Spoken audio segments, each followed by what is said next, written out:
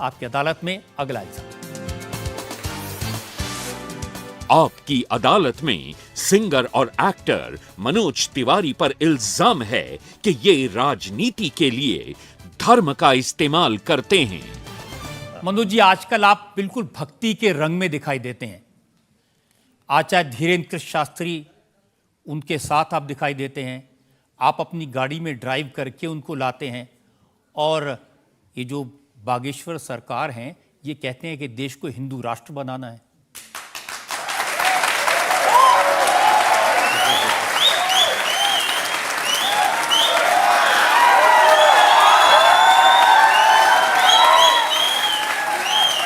भैया, ये जो आपने आरोप लगाया ना, ये मूलतः आरोप नहीं, ये पुरस्कार है कि हम पॉलिटिक्स के लिए धर्म का प्रयोग करते हैं, अधर्म का प्रयोग नहीं करते हैं। धर्म का प्रयोग। दूसरी बात, ये देश, ये हिंदू राष्ट्र है जहां पे सबका साथ सबका विकास हो, वही हिंदू राष्ट्र है भैया। जहां सबको कहा जा रहा है कि आओ मिलकर के प्रयास करते हैं, हम सभी धर्मों का, सभी पंथों का सम्मान करते हैं, वही हिंदू राष्ट्र है।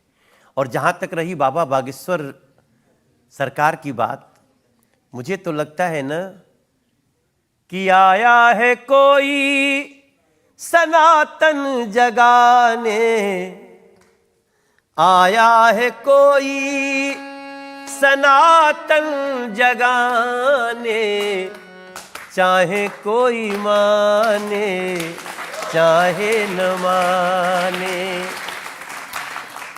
सनातन जगाने का मतलब ये तो नहीं कि इस देश में मुसलमानों के साथ जुल्म होगा, अन्याय होगा। नहीं, बिल्कुल नहीं होने देंगे।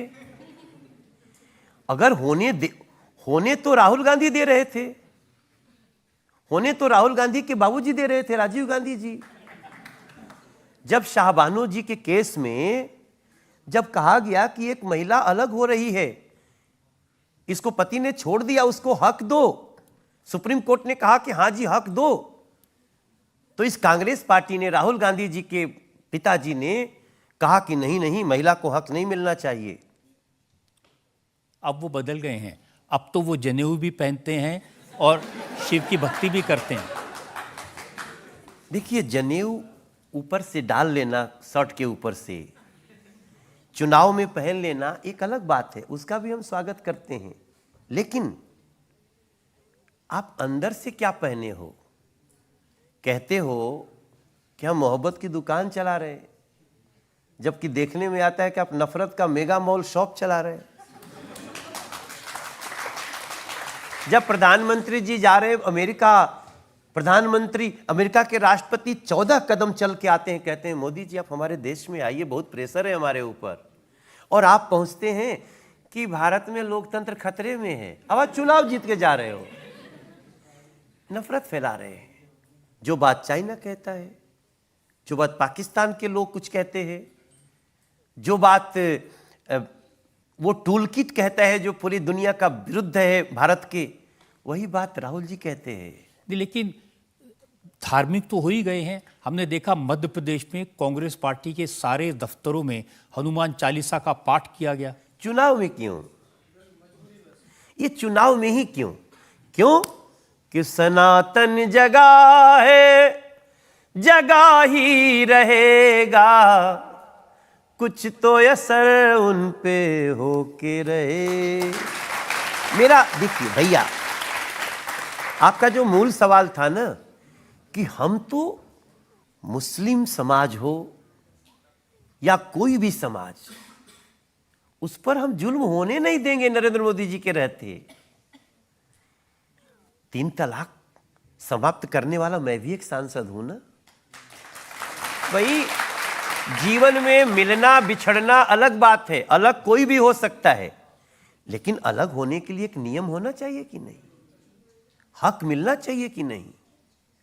उस बाप पे क्या गुजरी होगी जो मुसलमान है, जिसकी बेटी को एकदम तलाक तलाक तलाक खत्म, कुछ नहीं मिलेगा।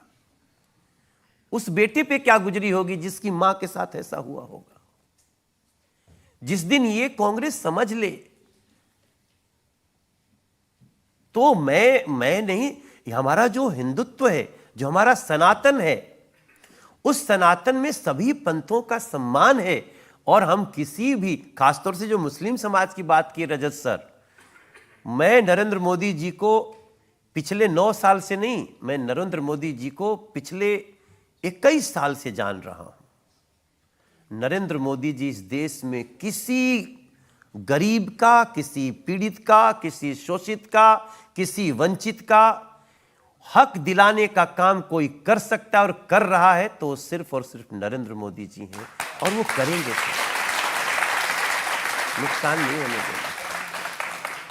लोग बताते हैं आजकल एक नया रूप आपका देखने को मिलता है, राम कथा कहते हैं, रामचरितमानस का प्रचार करते हैं। हम बहुत दिन से करते हैं, रुपवा बाद में दिखा है।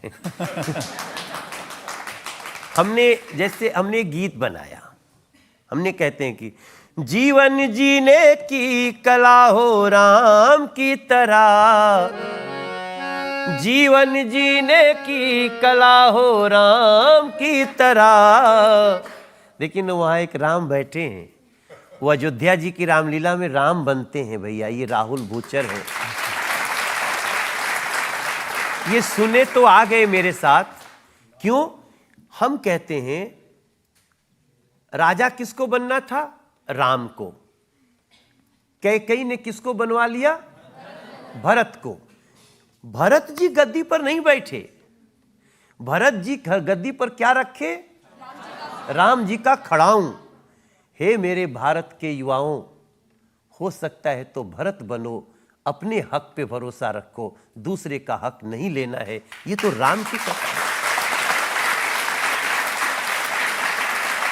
अगर हम इस राम कथा को कहते हैं, हम इस राम कथा की कई बारीकियों को, जब जनक जी के दरबार में, घर में विश्वामित्र जी ने कहा था, उठहु राम भंजहु शिव चापा, मेटहु जनक जनक करदा।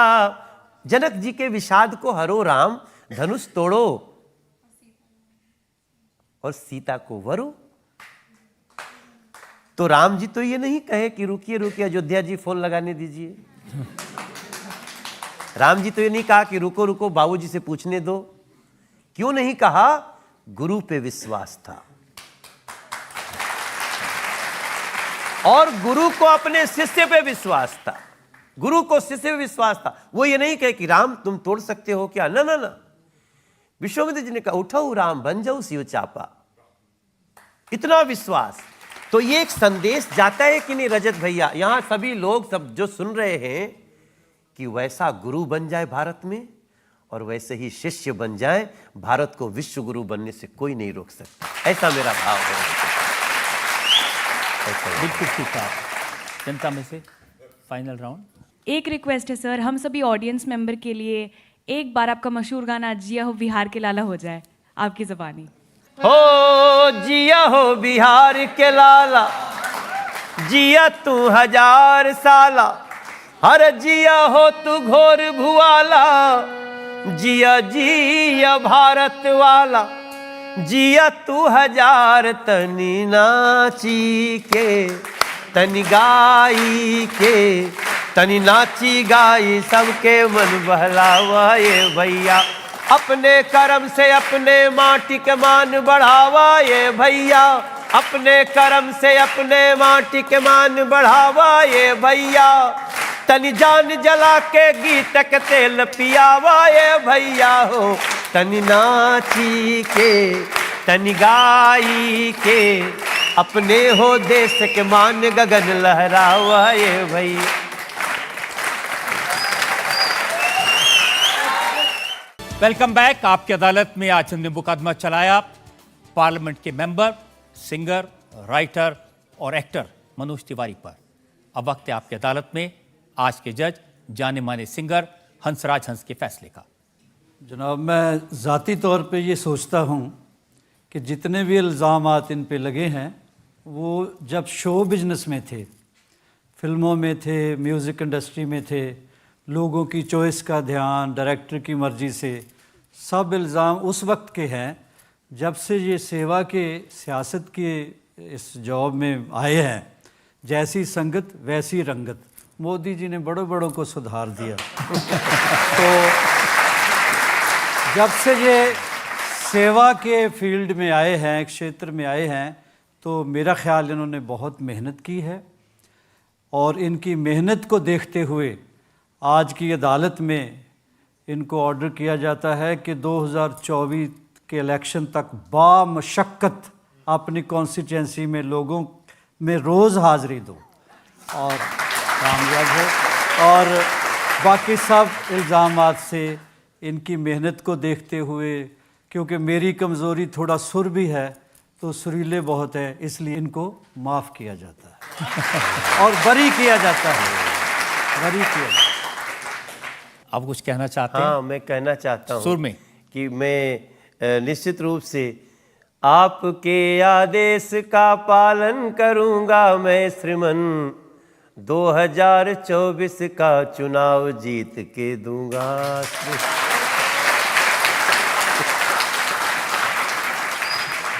इस उम्मीद के साथ, इस विश्वास के साथ कि मनोज तिवारी इसी तरह सुरों के रंग बिखेरते रहेंगे, लोगों का दिल जीतते रहेंगे, राजनीति में रहकर जनता की सेवा का काम करते रहेंगे।